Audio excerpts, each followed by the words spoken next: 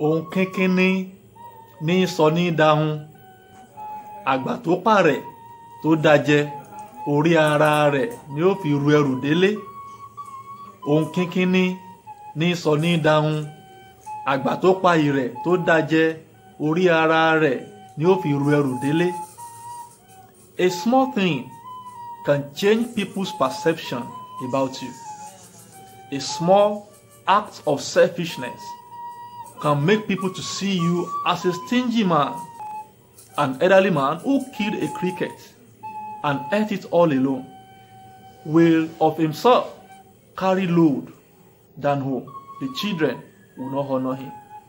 For those who are accustomed with Yoruba culture, cricket, which we call ire in Yoruba language, is a very small insect and very delicious when eating it. Now, an elderly man has killed this small insect in the farm. Instead of him to share it with younger ones, has chosen to eat it all alone. Selfishness. Now, a day will come, the children too will react.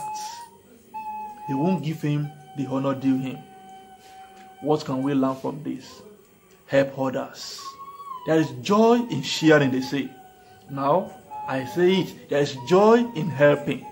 Let some other people develop under you. Let some people tell story of how they rise to prominence through you.